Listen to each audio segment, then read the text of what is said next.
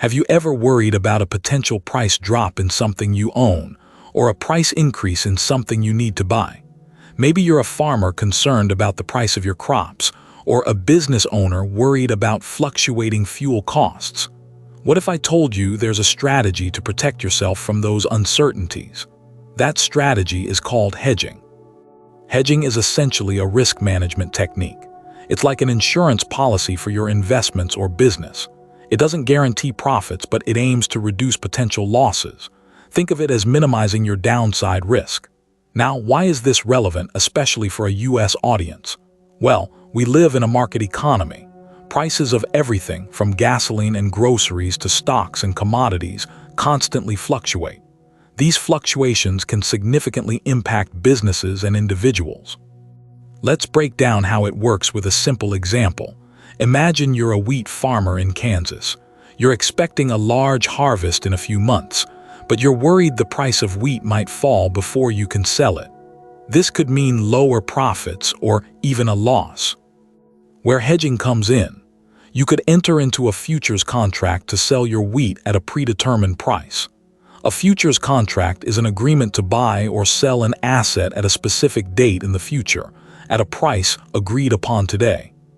So you sell a futures contract for your wheat, let's say at $6 per bushel. Even if the market price of wheat drops to $5 per bushel by harvest time, you're still guaranteed to receive $6 per bushel based on your futures contract. You've effectively locked in a price. You've hedged your risk.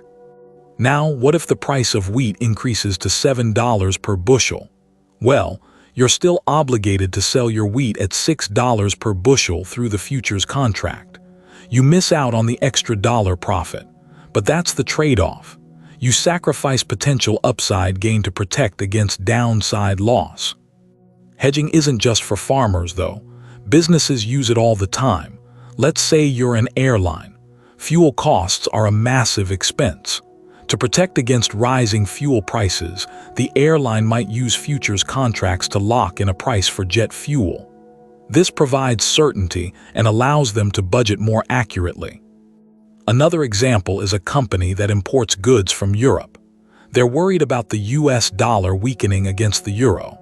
If the dollar weakens, it will cost them more dollars to buy the same amount of euros, increasing their import costs. They can use currency futures contracts to lock in an exchange rate, protecting them from currency fluctuations. Now let's consider a more basic investment example. Imagine you own shares of a stock. You believe the stock will increase in value long-term, but you're concerned about a short-term market downturn. You could buy put options. A put option gives you the right, but not the obligation, to sell your shares at a specific price, the strike price, within a certain time frame. If the stock price falls below the strike price, your put option increases in value, offsetting some of your losses. If the stock price increases, the put option expires worthless, and you lose the premium you paid for it. Again, you've paid a small cost, the premium, for insurance against a potential price drop. It's important to understand that hedging isn't about eliminating risk entirely. It's about managing risk and reducing your exposure to unfavorable price movements. There's always a cost to hedging, whether it's the cost of a futures contract, an option premium, or a slightly lower potential profit. You're essentially trading potential gains for peace of mind and protection against losses. There are various tools and strategies for hedging, including futures contracts, options, swaps, and forward contracts. The best hedging strategy depends on your specific circumstances, the asset you're trying to protect, and your risk tolerance. It can get quite complex. So many people choose to work with a financial advisor or broker who specializes in hedging strategies. To recap, hedging is a risk management strategy used to reduce potential losses from unfavorable price movements. It involves taking an offsetting position in a related asset. While it doesn't eliminate risk, it can provide certainty and protect your investments or business from volatility. It's commonly used in agriculture, energy, finance, and many other industries.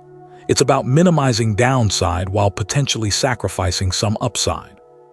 It's like buying insurance. You pay a premium to protect against a potential loss. Remember, this information is for educational purposes only and should not be taken as financial advice. Always consult with a qualified financial professional before making investment decisions.